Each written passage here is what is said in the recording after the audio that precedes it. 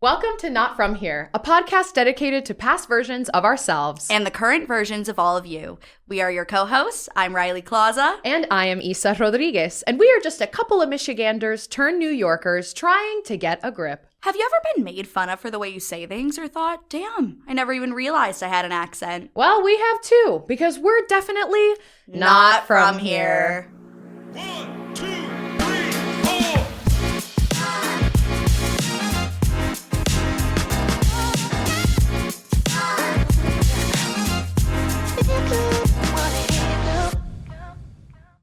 Hi! We have such an exciting guest today. Please introduce yourself. Hi, everybody. Not from here listeners. I'm Kelsee Kimmel. I'm also not from here, but I love New York City. That is like the great thing about it. Not from here, as we say on Yes. Not From Here, the podcast. Very, very thrilled to be here, though, today with you two. We are so excited to have you today. This has been such a long time coming. Yes. I feel like our email exchange, it goes back Yes. months. But we're thrilled. You've been busy.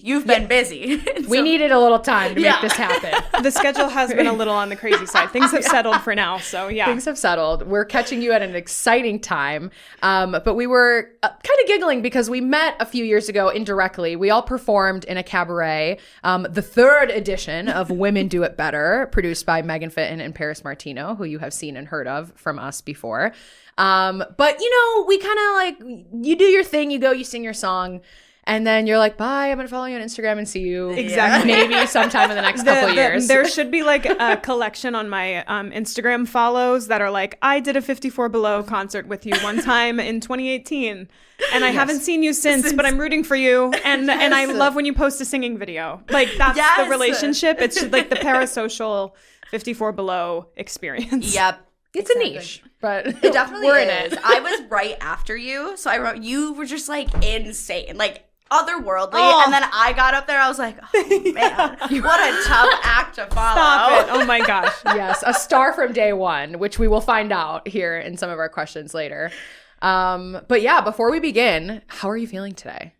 Today I'm feeling okay. I mean, 2026 has been, I saw a thing today on Instagram that was like, it was like a cartoon of Elmo like screaming into the ether of like if 2026 was a children's book and like you keep turning pages and Elmo's like, why do you keep turning pages? Like it was enough and we keep adding.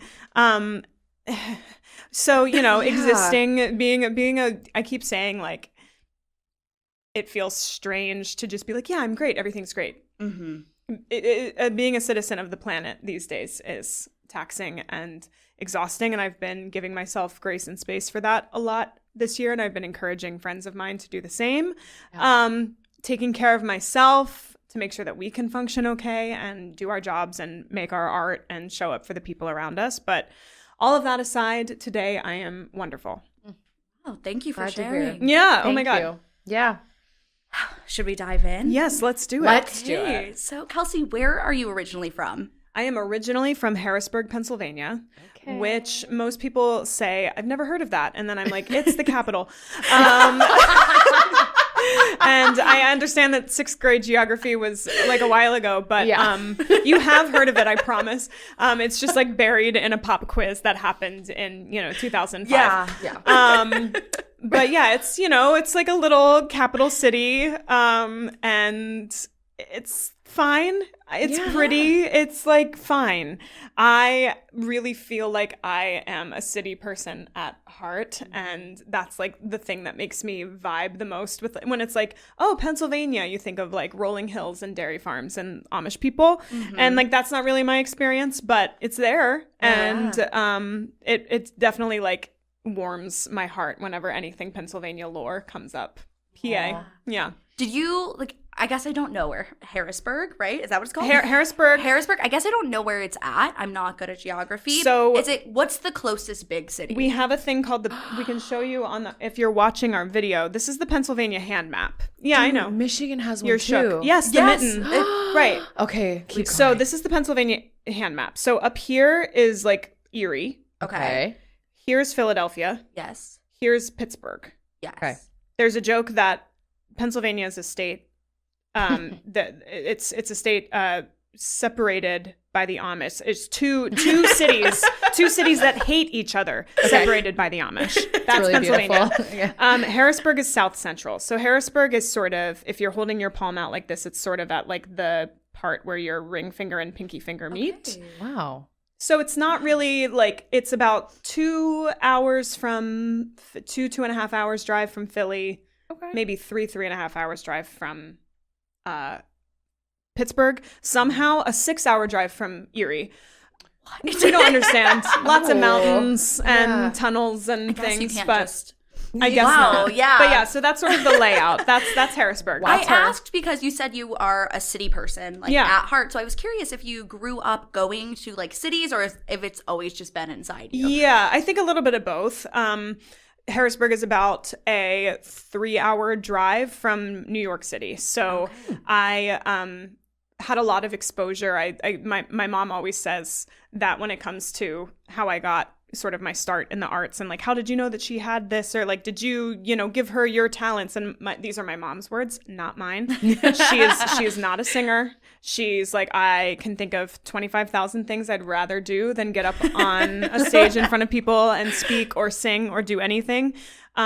So it's not necessarily like the talent gene, but she's always like, what I did provide is the exposure. And that's absolutely right. And, growing up I grew up dancing and performing locally and stuff like that, but we had touring shows come through at the Hershey Theater. I grew up very, very close to Hershey, Pennsylvania. Harrisburg and Hershey are like neighbors. I've been to Hershey. Okay, yes, now so I know where we're at. I know where we're at that's my now. backyard. Yeah. Okay. Nice. Yeah, Hershey's chocolate. Hello. Yes. But the New York City proximity of it all, I think, is really what kind of charmed me from such a young age. And my first time, I don't know if it was my first time to New York City, but I know that my first Broadway show was The Lion King when I was probably 6 years old. So it's always kind of been there. And I think I've always, like, whenever we came to New York, there was just like, I think I always knew that this was where, before I even like accepted what I was going to do with my life, I think there was always just like such a mystery and majesty to like hear. Yeah, absolutely. Oh, I love that so much. One of our questions really is out of curiosity, like, did you always know New York was going to be in your plan? And I feel like you answered that so beautifully. Like, before you even knew career, it was like something was calling to you here. And again, I think that was definitely a subconscious thing, because once I knew that I wanted to do this professionally and with my life and go to I just hit my microphone, everybody listening at home. But before I knew that was what until I knew that's what I wanted to do, that was really like, New York is it. Mm-hmm. It was, and that even informed like my college choice and everything, because I really wanted like a college campus experience. I was looking at colleges on, in city scapes. Okay. But I remember thinking to myself, like, I'm gonna move to New York. I'm gonna live there. I'm gonna have that experience. I would like to have this experience first. Yeah. But I think it was always there was something about it. It was a little bit kismet in that way. It was really gross and cheesy, but it's beautiful. It's perfect. Where did you end up going to college? And what was that like audition experience like for you? I went to Shenandoah Conservatory, which is a conservatory program in Winchester, Virginia, Northern Virginia. I don't have a Virginia hand map, but it's like Y'all can 10, Google that one. Yeah, exactly. It's like 10 minutes across the Northern Virginia border. It's like very close. It was a 2-hour drive from where I grew up. And yeah, it's a beautiful, beautiful place. I loved my college experience. I loved my educational experience there. I feel like it really nurtured me perfectly for like the time and space that, 18 to 22-year-old Kelsee needed. And the audition experience was interesting. I mean, it's always interesting. I feel like, college auditions are always like such a huge conversation because they're all so different depending on the routes that you take. Yeah. But I was a part of the first ever class that did a pre-screen experience for the program at Shenandoah. Wow. We were very much a guinea pig class for the professors there and the university as a whole. Yeah. But yeah, I think it just got to a point where like the program was getting bigger and improving to a way where it was ending up on more people's lists. And this was back in, I auditioned for the program in 2011. So the pre-screen was implemented as a way to just sort of allow more volume of people to audition. Yeah. But also for the faculty to spend more time with the people who they were like really, really interested in. It's a cruel experience getting cut from something, or like not getting a call back from something, or like, nope, we're going to stop this here because we want to look at this person more, or whatever, just like we experience in professional audition settings. Yeah. But it was just a kind of a way for them to like thin the pack, really, so that they could focus on certain perspectives more. And it ended up being a successful experience for them, I think, because then they kept it. And it's now I feel like every program has a pre-screen. Musical theater majors and programs have just like exploded everywhere across the country, for better or for worse. And but that's a whole other podcast episode I feel we could do. It's like the BFA program as a scam. Yeah. But all like touting the same thing and the same end result, and being like, we're going to put you on Broadway. And it's like, absolutely you are. For a price tag and a certificate after 4 years. But all that being said, I thought that the audition process was pretty cool. That was probably had to have been my first ever like self-tape experience. Like that wasn't a thing that existed. Right. Singing I remember like setting up a camera in front of like the fireplace in like the downstairs living room of my childhood home, and being like, am I centered in front of the mantle? And like I have there were no blue backdrops back then. No, we did not have a blue backdrop. We did not have a ring light. We there was nothing. Was someone like holding the camera for you? I think I did it all myself. I'm an Aries. I'm an April Aries. I'm very stubborn. I'm very independent. I'm very like, I'm going to do it myself. I'm also an only child. So like, it was just a lot of like, me, I got it. Nobody interfere. It's okay. Yeah. I'm an only child I was too. like, you're loving that. I rarely meet only children, so love that. Fascinating. And I also think it was probably a thing of like, Mom, I need you to go away. Like, please, do not. got this. No, please, like, don't watch me sing. This is embarrassing. That's fair. You're like, I'm meant for stardom, but on my own time. Please don't look.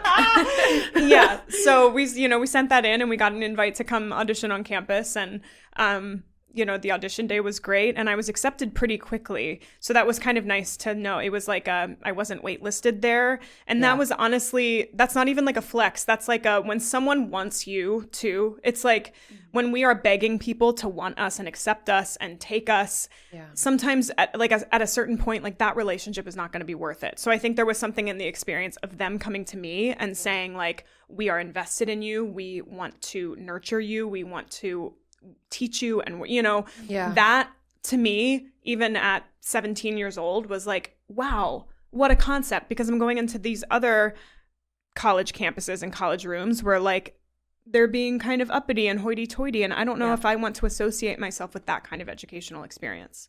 So that's my little soapbox moment for anyone listening who maybe this kind of entails to, because it has to be I don't know. I think it needs to feel good. It needs to feel good. Absolutely. It is that time of year. It's audition season. I think it's probably like wrapping up now-ish, because decision day is what, like May 1st? May 1st, usually. I don't know. I haven't been in college in I know. a million years. I didn't even know. I don't remember Thinking of all of you. I didn't even know. Thoughts and prayers. Yeah, my God. Just a thought off of that, especially when you're just facing so much rejection. I feel like in the career, once you graduate college, like it's such a interview, application, audition sort of few years post-grad. It feels nice to know that the educational system, like you were saying, the one that you chose, the one that's choosing you, is like, we're just here to teach you. We want you. We want to educate you. And once you get to the city, whatever city you choose, Chicago, LA, New York, whatever that may be, but we're going to give you wings. You go ahead and fly with them. But I feel like if you start off that experience and you don't know if you're wanted there, it kind of sets you up to move on and be like, nobody wants me. Well, and I don't want to, this is kind of a theme in my professional life as well, I don't want to be in a room where I still feel like I am convincing you that you wanted me in the first place or that I belong here. And I've been in those spaces professionally. I've auditioned for jobs and then gotten the job, gotten hired, and then been in the room where I still feel like I am auditioning and I'm still trying to convince the creative team or someone in the room that I was the right choice. And I cannot express how shitty that feels and how much it stays with you and how much it kind of taints the overall experience. And yeah, just that leaves a lasting impression that isn't worth it. Even if it's something, I mean, isn't worth it. That's an extreme, but it's a challenge because even if you want something so bad, it's like being in an unrequited love relationship. It's like, why would you date someone who is like not sure, you know, you're so in love and you're so willing to make the sacrifices and go the full length of the field, and they're just kind of like, it's like that's not at all equal or productive or conducive. And so yeah, I kind of, that's what I always say whenever people ask me for, you know, college audition advice, agent advice. It's the same thing. It's like there has to be equal interest for it to really like work, for you to really grow where you're planted. Like that's there has to be like a nice, rich foundation first. Thank you. Thank you for sharing. Like, that's beautiful. Okay. That's writing that down. Taking notes. So from college, is that when you made the big move to the city? Yes, it is. I moved with 5 of my best friends from college. Oh my gosh. One of them was my boyfriend at the time. So there were 6 of us who were moving into a 5-bedroom apartment in Washington Heights. Wow. And it was very much like Friends. It was, you know, 3 guys and 3 girls. There was a couple. It was like this. I just hit my mic again, everybody. Hello. If you're listening at home and you're like, thud, thud, thud, what is happening? I talk with my hands. She's mic checking. Okay. I'm not Italian at all, but I talk But you just do. But so that experience was crazy, but I wouldn't have had it any other way, because it was literally like there were the 6 of us who knew that we wanted to move to the city, and we were like, well, we're gonna be with each other and have that support system, but we also wanted to put our money together to get the best, you know, apartment situation that we could, and that's exactly what we did. But yeah, moved to the city immediately after we graduated, and we were in that first apartment together for 2 years. In that 2 years, me and that boyfriend broke up. We moved out. It was a whole experience, like moving in and then moving out with somebody, you guys. Wow. What a time, truly. Kind of splitting up your lives like that. But yeah, I've remained with those roommates in like some sense of like, then we kind of like downsized, and it was 3 of us of the 6 stayed together and like moved, and we actually just moved out of that apartment last year. We were there for about 7 years. I think. Gosh. Me and my 2 best friends from college. Yeah. Wow. So that found it again. That's what I mean. Like the college experience that I had gave me so much that I know was exactly right for what I needed for myself then and now and future, because those kinds of relationships and connections mean the entire, like the community of it all means the entire world. I never would have been able, I can't imagine how I would have made that leap to New York City by myself. Yeah. You have to have people. You You do. Absolutely. Yeah. I love a roommate story. No, me too. Sorry, I keep asking questions. Do you have any New York horror stories you'd like to share? Yeah, I mean, listen, every day is a New York horror story if you dream big enough. You know, there are horrors everywhere. But the first one that does come to mind, I was living, it was my second ever apartment in Harlem. I was right off of the 125th Street stop. I was going. So, okay, let me back up. July 2019. Okay. If you were here, if you listening were in Manhattan, July 2019, you may recall that one hot night there was a blackout that happened, a complete power blackout that happened from like, I don't know where it started. It was below 34th Street, all the way like up through the Upper West Side. It was like Whoa. dozens of blocks. That's crazy. Blackout. Kelsee Kimmel was on the subway when that blackout happened. Oh, wow. My God. So I was living in Harlem. My mom was visiting me. I was rehearsing for the Rent tour at the time. Okay. And I was about to leave for tour. And so my mom was staying with me for a couple nights, just to spend some time together before I went off to tour. And I was in rehearsal all day until 6 p.m. And our plan for that evening, Jennifer Lopez was playing Madison Square Garden that night. Wow. She ended up not playing Madison Square Garden that night. 34th Street. Spoiler. J-Lo. But she was supposed to be playing Madison Square Garden. My mom and I were like, what a cool New York experience that would be. Let's just try to go and like get tickets, whether it's from like, before, whatever. So the plan was we did not have tickets. We were just going to like figure it out once we got there and like see how we felt in the moment and pivot if nothing worked out. Nothing worked out. So my mom was waiting for me. I really needed to like go home and change, which was like not ideal because I was already like, we were at Pearl, I think. So like I was right there, but I was like, I just need to hop on the train, go up. It's, 3 stops on the express, whatever. So I went home, changed, was back out the door like before 7 p.m. I'm on the train, back down, text my mom, just got on the train, and then we get stuck underground. And I was stuck underground for an hour and 45 minutes. No service. I'm assuming, service. Of course. And my mom was at Penn Station by herself, not with no communication from me. And, it's just like I got a text from Kelsee that she left. And now I haven't heard from her in over an hour and a half. That was it was awful. It was like, that is the pinnacle horror story for me because it wasn't like I felt fine. I felt safe. I mean, I didn't feel fine. That's a lie. I felt safe because like I was in a train car with other people. It was like awful for all of us. Everyone was on their way to shows or dinners or like meeting, like everyone's plans got altered. The cool thing about this particular night though, you could probably Google this and like find clips of this.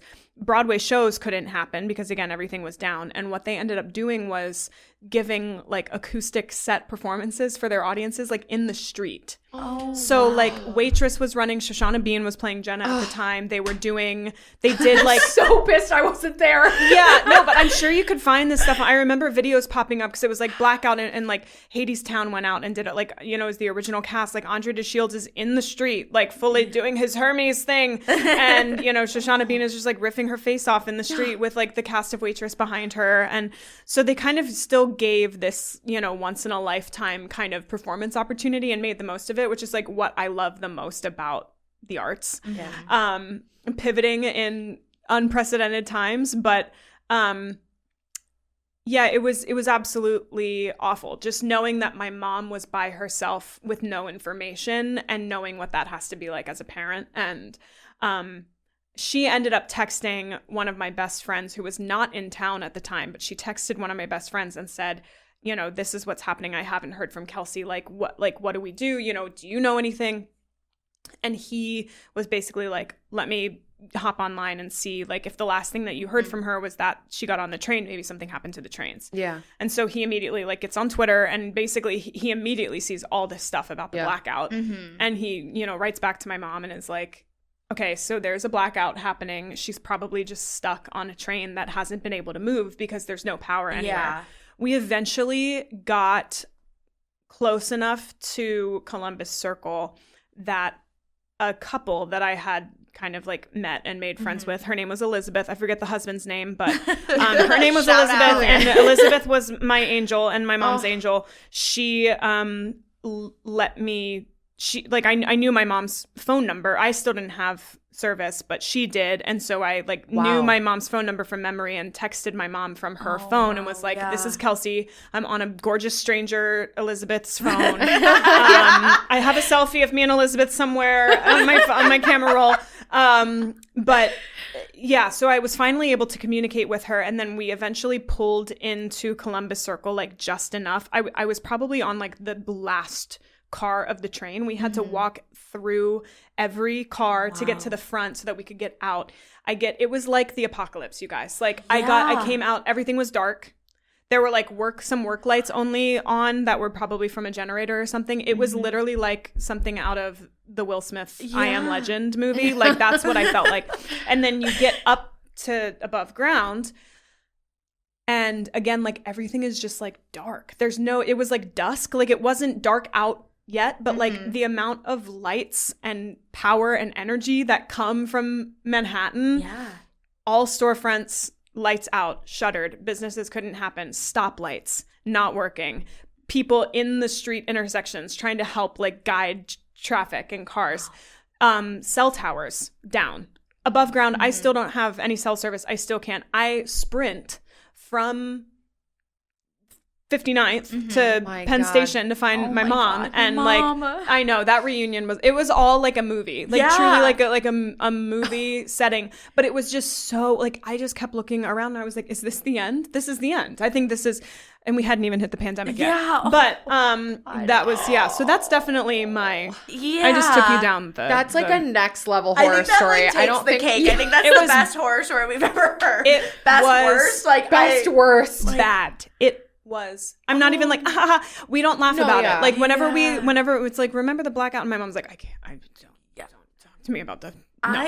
I can't even imagine your poor mom. Like I have a I hit Listen, the mic we're now. all hitting mics. Okay, it's a big. We're all talking with our hands. I understand. No, I have a pit in my stomach right now just hearing the story. Bad. I can't imagine living it for either of you. Wow. Well, thank you for and sharing. We didn't see Jennifer Lopez. Jennifer Lopez tried to play. I think she started, and then like I don't know what there has to be a generator system at MSG, but I think that she got like 30 minutes into her show and then it was out. But, and then we ended up, the other thing too was like, we couldn't get home because the subways were still down. So, and then like, we were trying to, I couldn't call Ubers because like I didn't have cell service, like nothing, it was, no.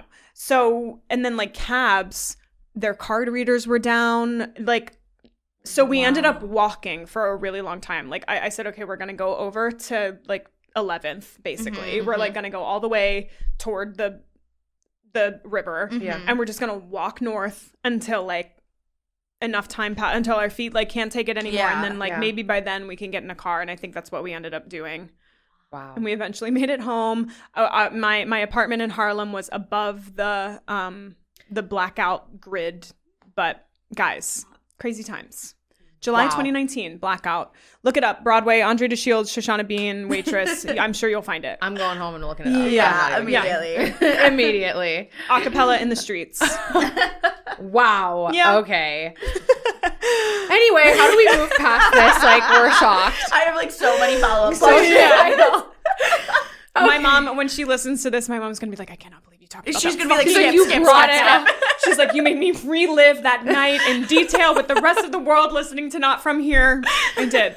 We're sending you love, Mom. I can't imagine that experience for you. Thoughts and prayers to Karen Kimmel. Yes. Yeah. You guys are both KK. We're both KK. So You're everyone, joking. so everyone in the family is KK. So, and there's a lot. My mom is the oldest of 6. Wow. So she was first. Karen A. Kim. Everyone is like either KAK or obviously there's no like, oh my God, please. That's always like a really bad joke that people like to make. It's like, oh, don't add a third one. I'm like, you're like, thank you. Yeah. Obviously. My sister's a KNK. And so I get it. I'm KMK. Oh, okay, so close. Michelle. Okay, for those wondering. we were wondering. But yeah, so she my mom is Karen. Her next is Kelly Kimmel. Next is Kevin Kimmel. And then 3 more boys, all with K's. Christopher Kimmel, Courtney Kimmel, Carrie Kimmel. Wow. And then I was Kelsee.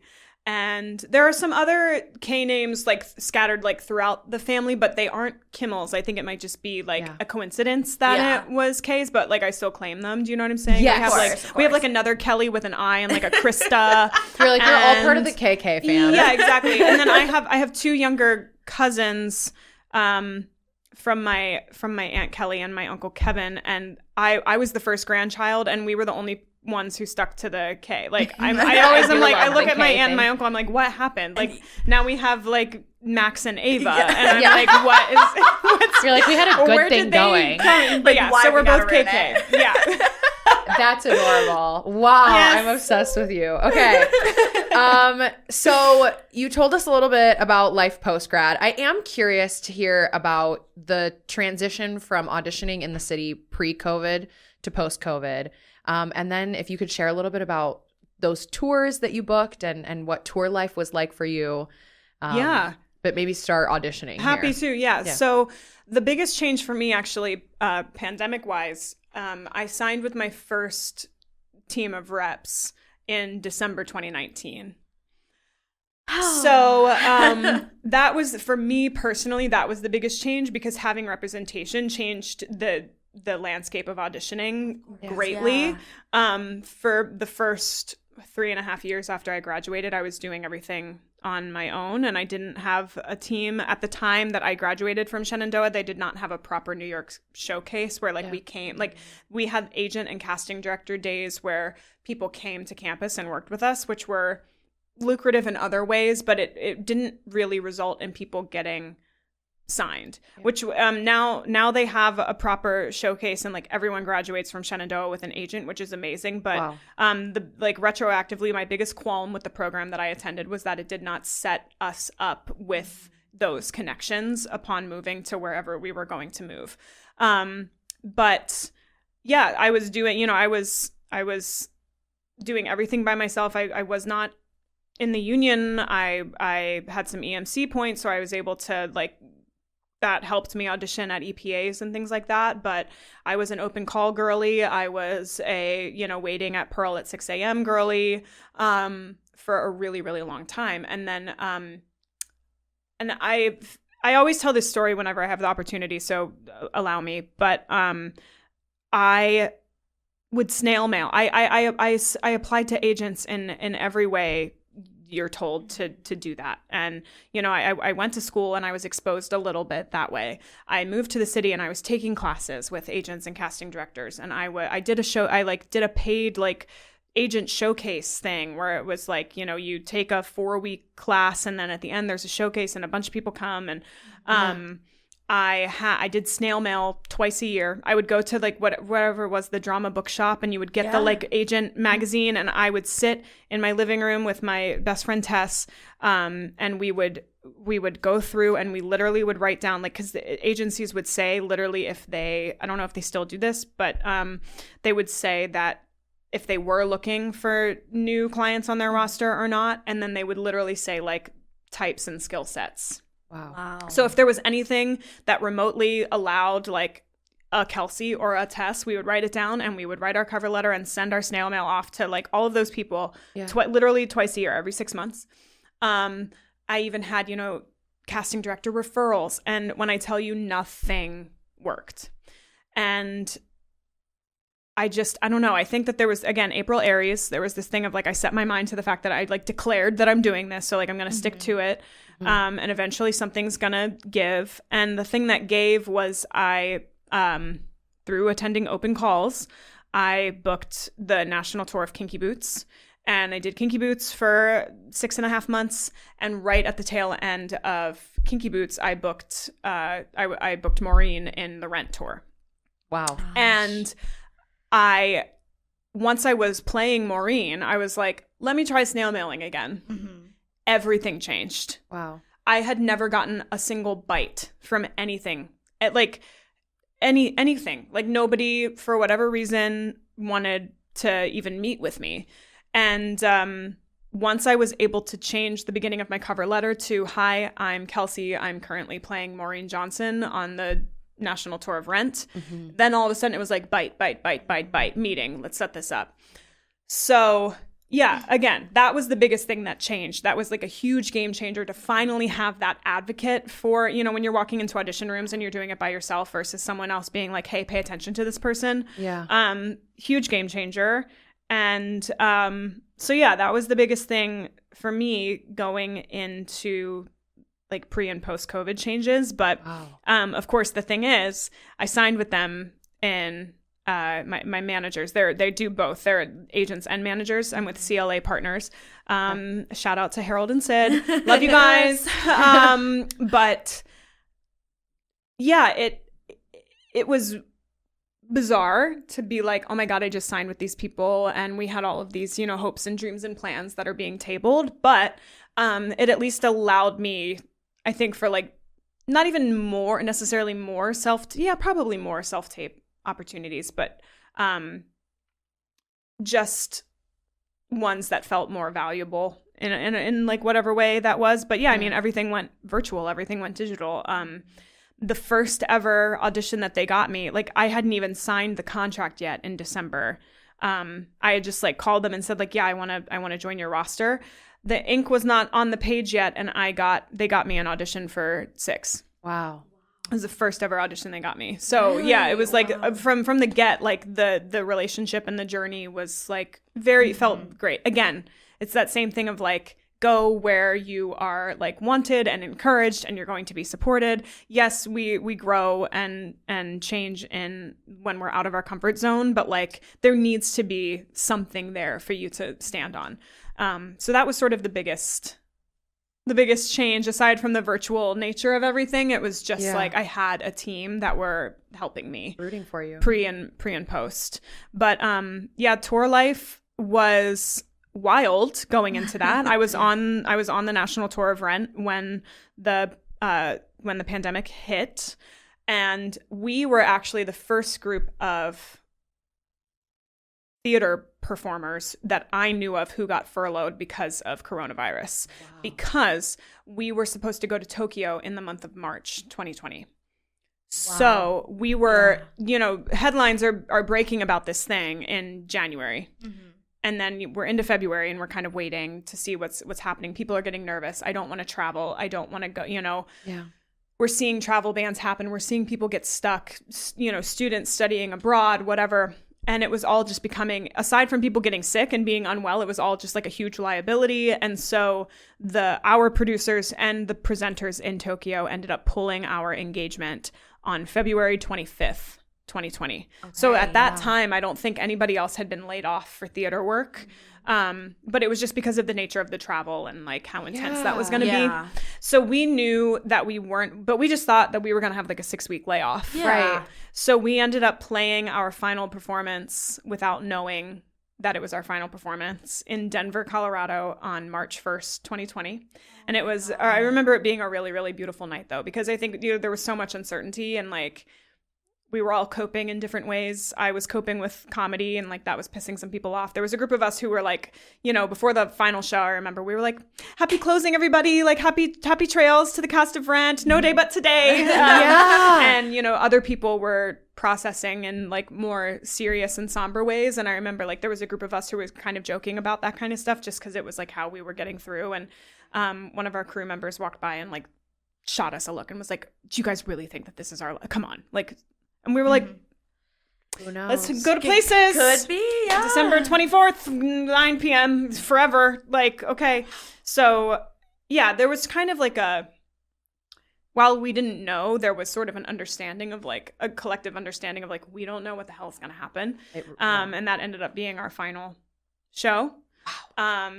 And then right after the pandemic, I did go back out on tour, but with the Pretty Woman First National. And I was there for only like 4. People are like, you did Pretty Woman? I'm like, yeah, I was there for 2 seconds. I was the first cast member to leave the show. I left after 4 months because I had outs in my contract because I was already very far in the audition process for the 6 First National. Yes. So my manager, Harold, did like a really, really bomb contract negotiation and got us an out for 6. And so I was with Pretty Woman for 4 months and then hopped over and did 6. And, you know, so I was on tour. Like pandemic notwithstanding, I was on tour for like 5 years. Wow. Loved it. really, really amazing experiences and people and opportunities. But I got really, really burnt out from the lifestyle after all of that. And after I was done with 6, I really made a commitment to like, okay, now I want to like, actually, I want my next job to be in New York City. Yeah. I want to be here. I have all of these, like I've beefed up my resume in really, really cool ways that I'm really proud of. And now I want to be here. Yeah. That's beautiful. I mean, your time in New York has been exciting to say the least. So I don't think that was a bad call at all. Yeah, no. I mean, it took a lot of patience. I think like I've always been the kind of person to think of like rungs of the ladder. Like I want to like keep climbing. That's like I'm very driven and see it that way. And so when it came to getting new credits, you always think like, oh, well, this is going to make this branch break and like that's going to be easier, and then this is going to like that dam's going to burst and like it's going to and it's not always immediately so. Mm-hmm. And so my time after 6, I remember thinking like, I have this really amazing credit on my resume that everyone's telling me is going to change the game, and it did in certain ways, but it didn't in the way that I was expecting. And so that first kind of year of like really committing to like, we're saying no to tours, we're saying no to, those kinds of audition opportunities and potential job opportunities. It took a lot of patience and faith, and it was really scary. And, it was the longest that I had been unemployed, but ultimately it was one of those things where it's like, I'm such a believer in the universe's timing and what the universe has in store for us. And the thing that was on the other end of that was Hell's Kitchen. And it was just a matter of that opportunity becoming available and me being available and the two syncing up. And I like fully realize and accept that and carry that, will always carry that with me to the best of my ability whenever things get kind of like scary and bleak in the future. Yeah. Staying the course and trusting the process for sure. It's so hard, but like we just closed Hell's Kitchen on Broadway, and our closing day was February 22nd, 222, which is an angel number, and that angel number's meaning is trust the process. Wow. Just saying. The universe has some ideas. I love it. Please, please, please tell us more about Hell's Kitchen. Your audition process, you came into the show at quite a cool time, I would say. Jersey was kind of switching over. She was transitioning. Yes. So I came in with Jessica Vosk because it was like I call it a full regime change. I love that. Queendom change. Exactly. Shoshana Bean and Donna Vivino were the original Jersey and Jersey standby, respectively. And respectively. Respectively. Respectively. And they were both leaving at the same time, just the way the cookie, crumbled. And so it had like long been kind of known that Jessica was replacing Shoshana by the time I went through my audition process, maybe like a month or so. But so I knew that the job that I was auditioning for was to not only be the Jersey standby, but to be the Jersey standby to Jessica Vosk. And so it was a full changeover, but I still got to like experience Shoshana and Donna in the building and, see both of their performances. So yes, it was very cool because I very much felt like I was like in the mix of like all of these powerhouse women. And, but yeah, the audition experience was wild. Like singing.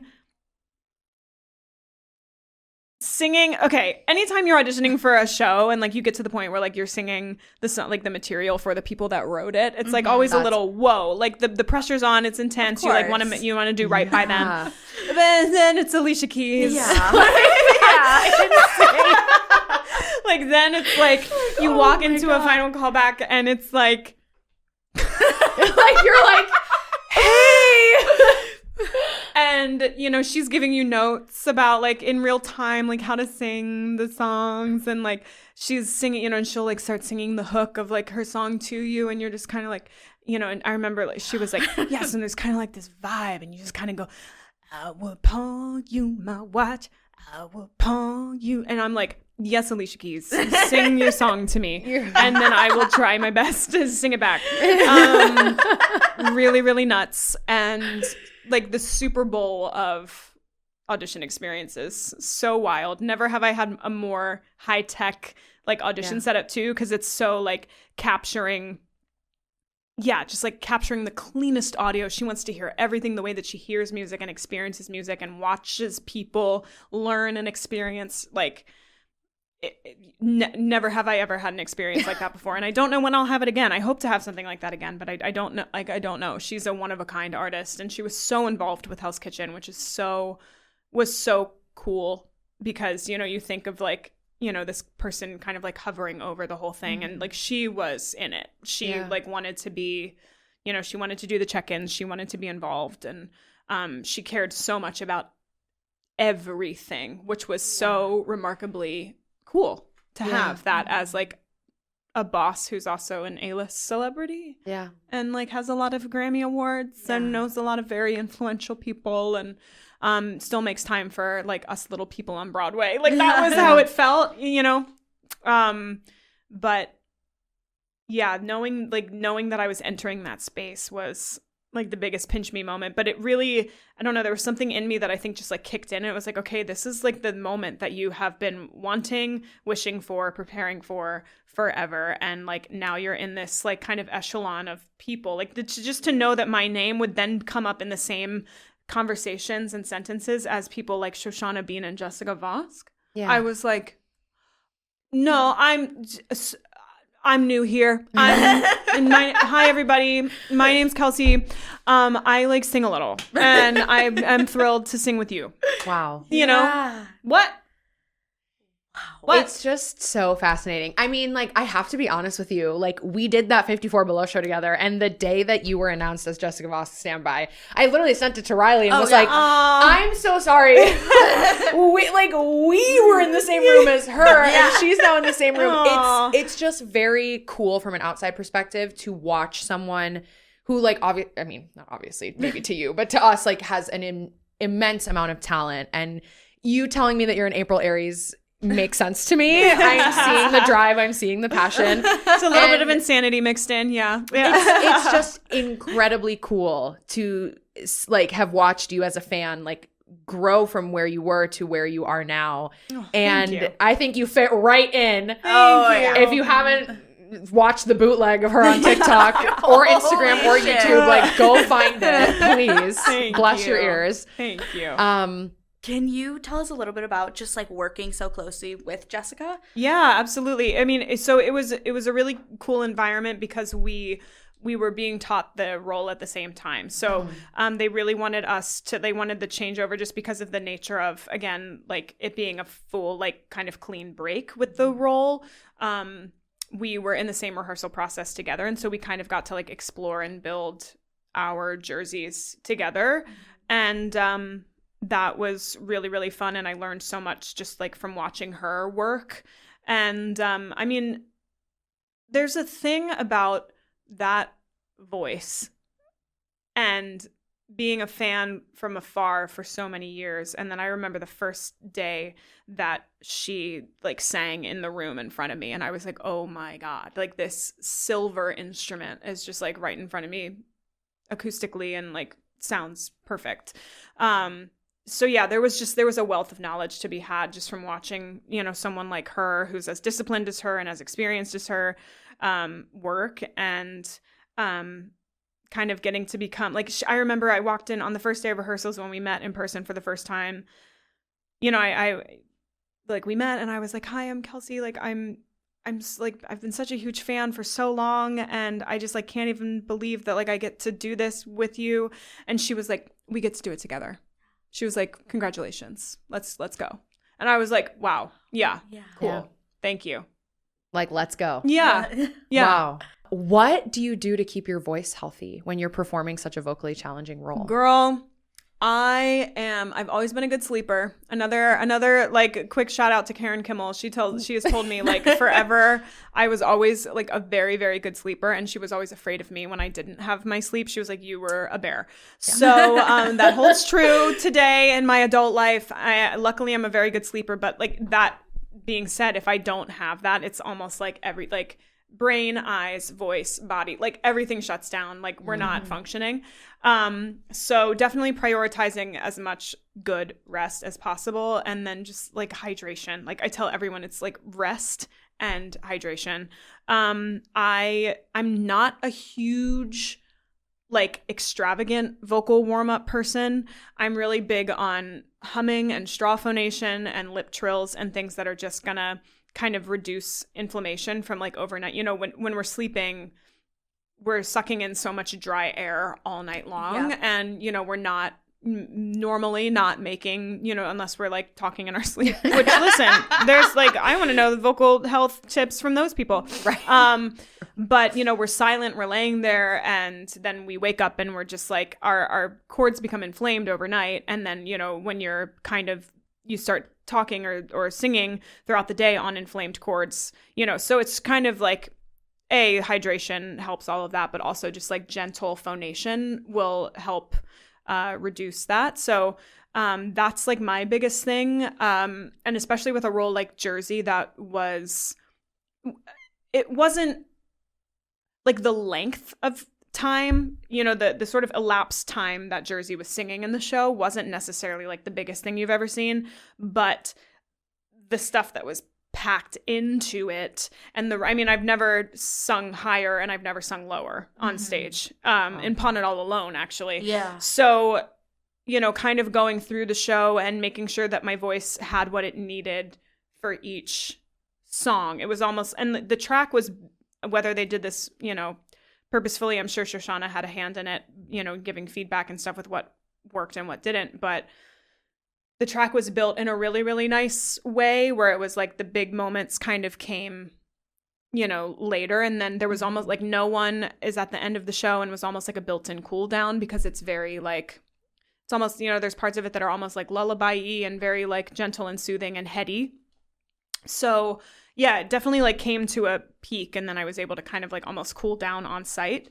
So big ups to, you know, the people who made that happen. But yeah, it was like I am definitely like a saline nebulizer person. It's just like making sure that there's as little like mucus and inflammation as possible, so that I can like work around pretty much anything else, is like how I operate. But yeah, big fan of straw phonation and sleep and water. And coffee also. I have to say coffee, like people are like, it dries you out. You just have to, yes, it does. So your water intake has to be that much more. But I am sadly a human who is very dependent on coffee. And I found a long time ago that if I don't have the caffeine hit even to my vocal folds, they don't want to function the same way. Really? Wow. They're like, you're not up, I'm not up. No. Yeah. Like, Kelsee. Yeah. Where's my coffee? And I learned that I had my senior year of college, I think it was my final semester actually, I had my voice lesson, my weekly voice lesson was at like 9 a.m. or something. And I think I learned it then. I was like, oh, I'm like, this muscle isn't functioning the way that I want it to function at, 2 p.m. or 8 p.m. or whatever, because it hasn't had that stimulant. Yeah. I know it's bad, but listen, we do what we do. It's my vice. Your body could need worse things. Exactly. You know what I mean? Exactly. There are worse things you can do. Always.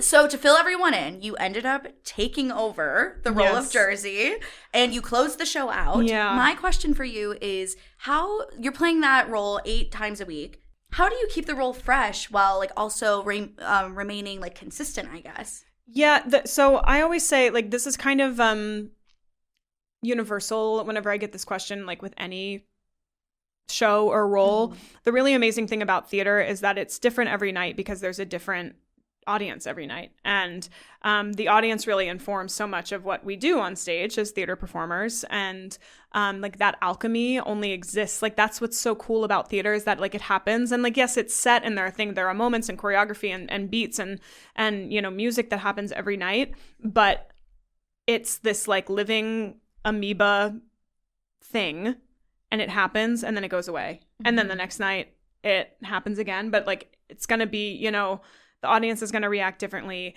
You know, maybe there's an understudy on and something, you know, something is delivered a different way. It's like, it's always going to be different. So that helps so much with that. Like, how do you keep it fresh? How do you keep it, you know, interesting? But there's also like, with that, there's so much discovery and growth to be had. There was a gentleman who came, I forget who it was, but there was a gentleman who came to see our show in like December. And he told, you know, I had been in the show for like a year at this point. I had just taken over as the full-time principal, but I had been in the show for a year as the standby. And he said to me, I just like urge you. He was like, I just like feel compelled to say this to you because I feel like you're like a sponge and you would like, you know, accept this, but like just stay curious and stay open to making discoveries. And like, you know, you know, don't ever look at a plate the same way, or like let, you know, like just kind of encouraged the reminder to take in the world, aside from just like, I deliver this line and I hit this beat and I take this step and I sing this note and I get off stage. And it's so true. Like, it's like, that is such a real thing, because there's always discovery and information to be had in the world that's been set up around you. And like, that's very like actory and woo-woo of like, oh my God, this plate just like changed the trajectory of my scene. But no, I mean, it is like, there are things. It's like, why did, you know, when Jersey's, you know, setting the table and making dinner, why did that plate go there? Or why did this person not show up? Or what throughout our day informed the decisions that we made, even when it comes to like how we handle the things in our home that are now props on a stage. But so that's the really cool thing too, is, and I remember I had a conversation on our closing night. After our closing night, I had a conversation with our director, Michael Greif, who is just, I love him, and I learned so much from him, and can't wait to work with him again. And I said that to him. I was like, there was still like so much discovery to be made, which I loved. And, you know, and he agreed, both in the sense that there is, but I think like that he saw that continue to happen. And like, that's just something that I love so much about theater, is that like, there's always something to learn, even about a role that you've been playing for a year and a half. The outside world informs us too. Like, we grow as humans, and that informs us too. And so but then also like like keeping it fresh and like still being consistent, you know, a great creative team helps with that. Like, you know, Michael's direction is very like, allows for both things. He's amazing. And also, I mean, Hell's Kitchen is a very demanding show on the dancers' bodies, on the singers, on, you know, on everybody. It's a very demanding show. And so there was, I'll be real, there, like our in-out every night was lengthy. Yeah. So, you know, people just like needed to take care of themselves in order to do. So, you know, again, there was like the alchemy part was like, there was a different makeup of people on stage each night too. That kind of was fun, because it was just like, you know, oh, I haven't seen you in maybe like a week or two, but like, here you are again, and we're going to do this scene, and we're going to sing this song. And so that's always really fun, because it kind of infuses, understudies are so healthy for a show, for the life of a show, because it just like breaks up the mundanity and the like, oh, I come in and I do my show and I hit this thing and I go home. And it's like, oh no, it makes if it doesn't happen a lot and all of a sudden there's a new person on stage, it forces your eyes and ears open in a way that they're not always open if you're on autopilot, because the same exact thing is happening every night. Yeah. So definitely pros and cons to stuff like that, when it comes to a show being so demanding, but with a show like Hell's Kitchen being so demanding, and it allowing for people to kind of trade off and like tag you're it and like, hey, you know, cover this night or whatever, was really like made that playground part even more. I sound like such an actor, you guys. No, you don't. I hate it. I'm talking about what the people want to know. Plates and playgrounds and like conversations with Michael Grime. Plates and playgrounds. Please, we literally begged you for this. On our hands and knees. We're eating up every my single God. moment, every word. Okay, Kelsee, before we wrap up, what makes you not from here? So I'm going to take it back to the Pennsylvania conversation for earlier, obviously. And this may or may not go over people's heads, but what makes me not from here is go birds.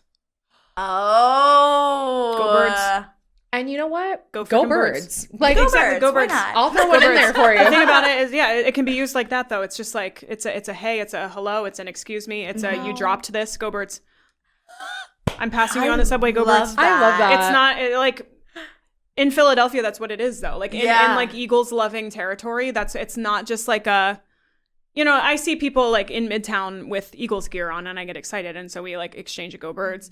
One day, this most recent football season, there was a game that was currently happening that was not going well. I mean, it was a disappointing season, but it was literally, like, it was probably, like, third or fourth quarter, and I was walking home from the theater, and, like, this couple had just left a bar where they were probably watching the game, and the husband was all, like, decked out and stuff, and I was like, go birds, and he was like, oh, yeah. He's like, I was like, right, yeah, go birds. It's like, you know. But real sees real. Not from here. Go birds. Go birds. You heard her. Well, Kelsee, thank you so much for joining us today. This was truly like a dream come true for both of us. Pinch me moment for us, for Stop sure. it. Best time. Stop it. Where can the people keep up with you? Oh my God, keep up with me on the Instagrams at Kelsee Kimmel. I have a website if you're nasty. I'm like not really a TikTok girly. I'm like there, like I am afraid of it, so I'll like drop something and then like run away for months. But so like don't rely on me for the content there. But yeah, anywhere where your computer allows you to type in my name, just keep up and say hi and thanks so much. Yeah. Thank you, Kelsee. Thank you also to Noah Wisniewski, our social media manager. We love you. Thanks for all your hard work. Check him out on YouTube. If you want to keep up with us on social media, our @ is at notfromhere.podcast. That is NOTFROMHERE.PODCAST. And as always, I'm Riley Klauza. I'm Isa Rodriguez. I'm Kelsee Kimmel. And we are definitely Not from here. Bye. Go birds. Go birds.